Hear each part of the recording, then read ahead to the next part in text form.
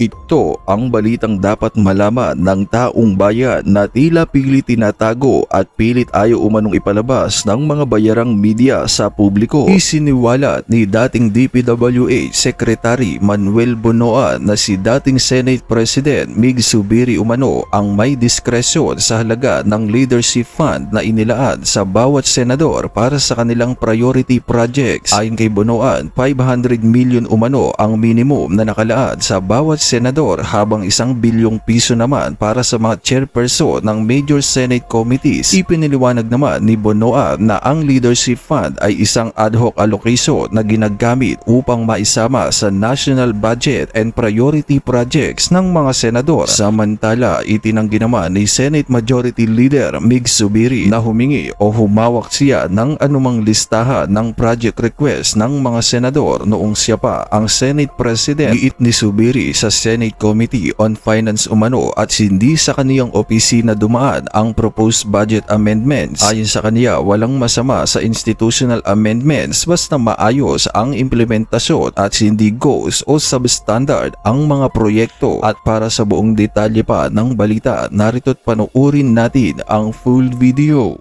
Bigyan natin ng reaction opinion itong post ng ang balita ngayon. Breaking. Zubiri, may discretion umano sa hati ng DPWH Leadership Fund ayon kay Bonoan. Isiniwalat ni dating DPWH Secretary Manuel Bonoan na si dating Senate President Mig Zubiri umano ang may diskresyon sa halaga ng leadership fund sa ilalim ng bawat senador para sa kanilang priority projects. Excuse me ha. Ayon kay Bonoan, minimum 500 million umano ang nakalaan sa bawat senador, habang 1 billion naman sa mga chairperson ng major Senate committees. Ipinaliwanag niya ang leadership fund ay isang ad hoc allocation na ginagamit upang maisama sa national budget ang priority projects ng mga senador. Wala pang tugon mula kay Zubiri kaugnay ng isiniwalat ni Bonoan. Sabi nagkalat na po. Nagpasabog na ng lagim si dating DPWH Secretary Bonoan. Siguro naisip niya, bakit? Ako na lang ba makukulong, maghihirap? Damay-damay tayo lahat. Ito na, naglalabasan na. Yung nauna niyang payag, sinabi niya na pati daw si Senator Padilla at Senator Bongo may mga insertion daw. So, lahat ba idadamay niya? Paano yung ano? Ang alam ko, kung ang dahilan kung bakit siya kinonsider na maging state witness ng ombudsman, para idiin niya si Martin Romualdez. Yan ang nabasa ko sa mga post.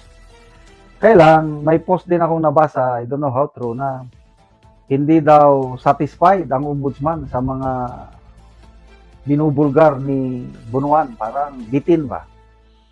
Mabuti na lang at ang Sandigan Bayan nagdesisyon na nireject ng Sandigan Bayan ang motion ng ombudsman na gawing state witness si Bonoan. Kaya ito ngayon, wala na. Ito, nangyayari ngayon, kaya lumalabas ang mga ito. Dahil naging witness ng prosecution si Bonoan sa kaso ni dating Senador Ramon Bong Revilla. So yung kaso ni Bong Revilla, halos, ang pagkakalam ko parehas sila ng basihan sa kaso ni Senator Jinggoy. Ang mga nagdawit sa kanila ay sina dating Yusek, DPWH Yusek Bernardo Alcantara at saka Bryce Hernandez. So, ngayon lang na nabanggit, ako nabigla ko na pati pangalan ni Senator Zubiri nadawit na rin. Kasi minsan hindi nabanggit ang pangalan niya. So ano ba ito? Totoo ba? Bakit ngayon lang lumalabas? O baka I hope mali yung hinala ko, ha? Mali yung hinala ko kasi may hinala na ako eh. Baka may nabubong script. Bakit ngayon lang inilabas ang pangalan? Parang hindi ako maniwala. Don't get me wrong. Ako, hindi ako konforme sa ginawa ni Zubiri na pumabor siya sa administrasyong Marcos. Dapat sana naging independent lang siya. Kailan pumapabor na. Kailan yung palagi kong sinasabi na posible itong si Senator Zubiri is boboto ng acquittal or abstention. Kaya hindi maasahan na boboto ng conviction. Bakit? Biglang dinawit ang pangalan. Grabing mga drama ngayon. Okay, personal ko lang ito. Palagi ko, walang kinalaman si Senator Zubiri dyan. Baka ito is in preparation lahat sa boto nila sa impeachment trial ni VP Sara.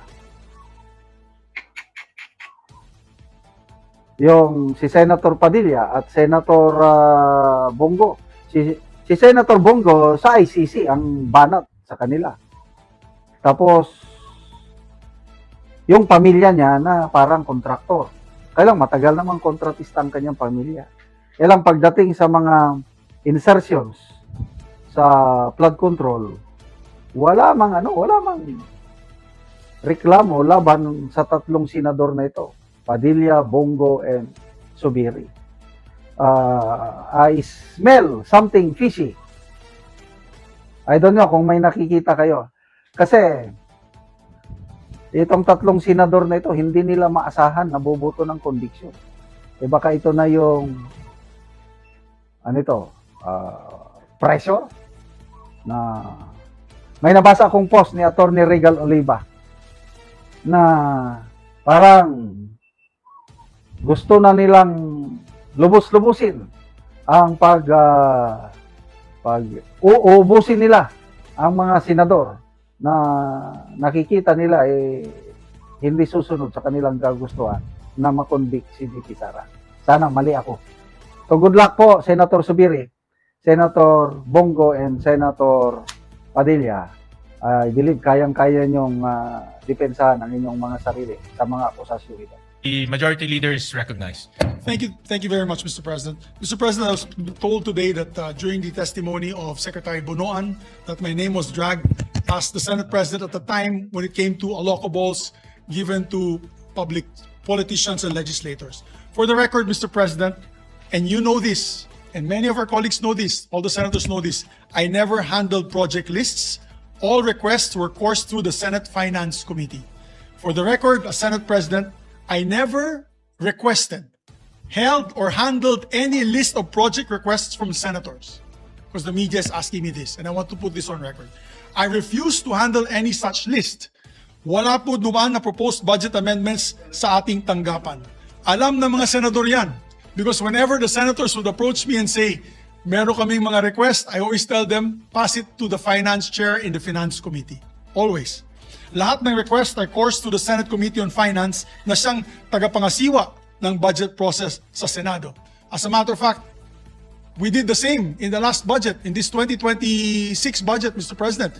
We did it one step further. We adopted it on the floor with all the documentary requirements needed from RDC to barangay hall request, barangay submission of barangay documents and agency requests. Dito natin ginawa for full transparency. So I'm doing this for full transparency, Mr. President. With that said, I see nothing wrong with making institutional amendments to support roads, bridges, airports, seaports. Yung airport namin sa Bukidnon, 10 years in the making, I'm unapologetic. I really worked hard for institutional amendments to be able to give Central Mindanao an airport, Mr. President. Everybody who's traveled to Bukidnon always complain to me, bakit 4-5 oras yung biyahe namin papunta ng Southern Bukidnon, papunta ng North Cotabato? With an airport now in Bukidnon, the travel time will be less than 30 minutes for these areas, Mr. President. As long as these requirements are requested and approved by implementing agencies, Mr. President, properly carried out and free from any interference driven by personal interest or corruption. Napakalaga po yan, Mr. President. Almost all legislators, and I want to put this out, almost all legislators, except maybe for Senator Ping Lacson and a few, from senators to members of the House of Representatives, introduce amendments to the budget. Everyone, maybe all of us, whether it is education, whether it's military, PNP, Coast Guard, we introduce amendments, Mr. President. Or else, what are we here for? Aside from passing legislation, the budget passes us. Might as well just let the DBM just approve the budget, and then we'll just be a rubber stamp and no longer be able to help the advocacies that we are pushing for in the different agencies, whether it's culture, arts, education, PNP, public order and security, etc. So, Mr. President, even my idol, whose integrity is beyond reproach, the former Senate President Franklin Drilon, he used institutional amendments to make Iloilo the international mega city that it is today. Without corruption, without any, I'd say, misappropriations. But look at Iloilo City. He's my idol on how he was able to develop his own area through institutional amendments, Mr. President. And it is our responsibility to bring much needed development to communities that we have long left behind. Every time binabanatan po tayo. As a matter of fact, before Senator Raffy Tulfo became a senator, I remember in his program, he was still isumbong mo kay Tulfo. This was in 2018. Meron siyang complaint sa Valencia City, Bukidnon. May tulay daw doon, nasira, kawayan, at maraming nalulunod. Napanood ko po yun kasi nalabas sa social media yun. I did an institutional amendment here. We built the bridge. He can confirm that kasi I told him we built the bridge. We finished the bridge. There's no more complaints. That's not even my district. That is another district, Mr. President. But because of institutional amendments, we finished the bridge. We asked their team to verify it. So, I mean, we get bing-bang left and right from social media when there's a road to the barangays that's like a chocolate hill, so full of muddy, and you cannot walk through it. And they say, saan yung congressman? Saan yung senador nyo dyan? Tapos pag naglagay naman po tayo ng institutional amendment, babanatan tayo ng babanatan na corruption. Di dapat pwede yun. As long as it is devoid of influence, Mr. President, by the legislator on the choosing, on contractor, on the kalokohans that happened there, as long as it is no corruption, it is transparent and requested by the agency, I don't see anything wrong, Mr. President. So again, I reiterate that there is nothing wrong with institutional amendments for as long as projects are properly implemented, that they are neither ghost projects nor substandard. Yan ang importante. Hindi po siya dapat ghost projects or substandard, Mr. President. And they are devoid of any influence from the proponent legislators that could lead to corruption. That is the statement I made to the media.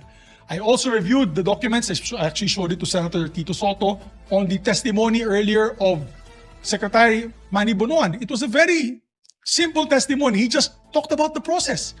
That, you know, there's a budget in the GAA, that the senators can request for amendments for their pet projects, whatever. He didn't even single me out as I'm the only one receiving the funds. It's very misleading. I think the word nowadays from our impeachment trial is the word misleading.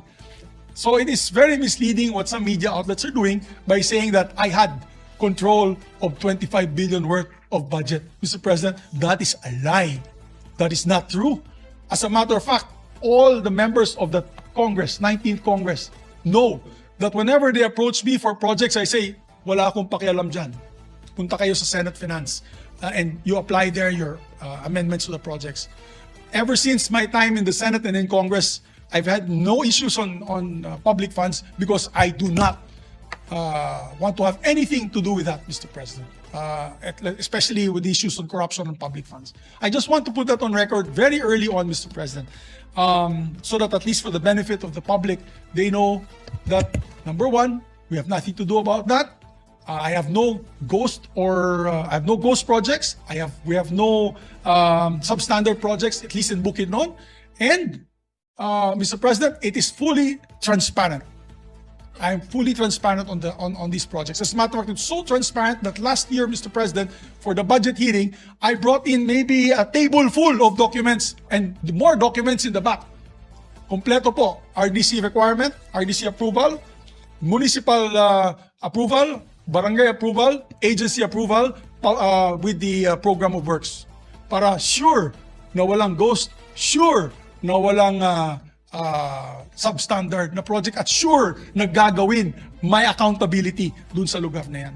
I'm being very careful of that, Mr. President. As a matter of fact, I'm one of those senators na if there's a mayor that asked me and we were able to put the institutional amendments, you can ask the mayors and I have a copy of the letter. I always put there that if there is anyone who transacts with you and asks for any SOP, please tell my office or the NBI and have him imprisoned. Nasa sulat mo namin yan sa mga LGUs who ask us for projects that we assist in institutional amendments, Mr. President. So, with that said, I just want to put and allay any fears of people listening in. And my dear colleagues, what's important for me is, my dear colleagues, that wala po tayong hanky-panky na ginawa noon. I guess it's the pitfalls of leadership, Mr. President. You are now the Senate President. I'm sure many are approaching you and asking you for budget as well for next year. Not only congressmen or senators, pati mayors. Right now, we have a steady flow of mayors. I just had a steady flow of mayors in my office. They all gave me envelopes, a request for their folders, for their daycare centers, health centers, for their roads, for their classrooms. Di ba po, anong gagawin po namin? Anong gagawin po natin, Mr. President? So, we just want to put that on record. I think I spoke up with what maybe most of my colleagues have in their minds. I think ako na lang, nagsalita na lang ako for my colleagues. So, maraming salamat, Mr. President. Thank you, Majority Leader. At Kaya naman, anong masasabi mo sa balitang ito? Kung mayroon kang hinaing at komento ay mag-comment ka lamang sa ibaba ng videong ito. Maraming salamat.